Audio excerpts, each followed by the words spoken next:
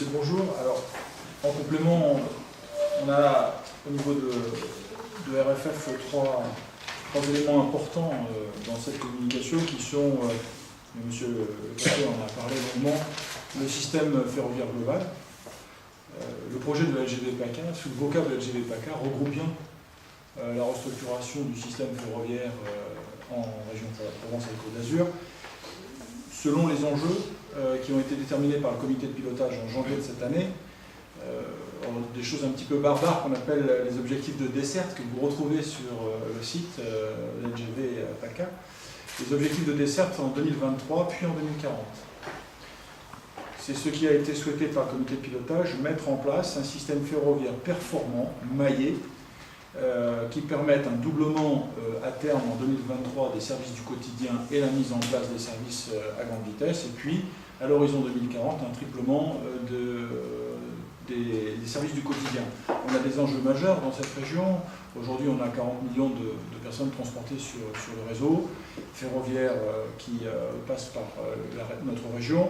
En 2020, on en aura 80 millions et en 2040, on en aura 110 millions. Donc les enjeux d'un système ferroviaire global pour le transport et le développement durable de notre région. Région avec un développement du transport indispensable. Le deuxième point, c'est on commence la concertation.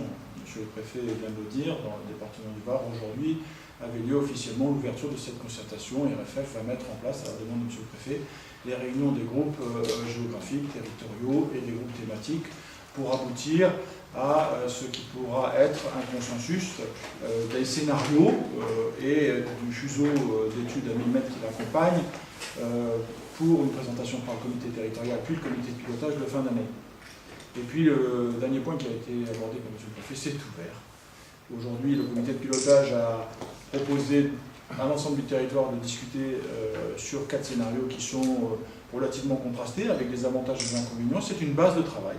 RFF aujourd'hui a mis en place toutes les structures d'études pour permettre de répondre présent à toutes les demandes qui seront faites par le territoire. Aujourd'hui même, un dossier a été remis à M. le préfet. On va le prendre en compte, on va l'étudier et on rendra ces éléments-là dans le cadre du travail de la concertation. Et puis le COTER décidera s'il y a lieu de retenir ou pas la pertinence de ces propositions qui auront été étudiées par RFF dans le cadre des grands objectifs de projet qu'on a définis à l'origine, le système de transport à 2023 puis à 2040 et via ce qu'on a appelé une matrice multicritère, c'est-à-dire en fait la comparaison de tous les enjeux du territoire.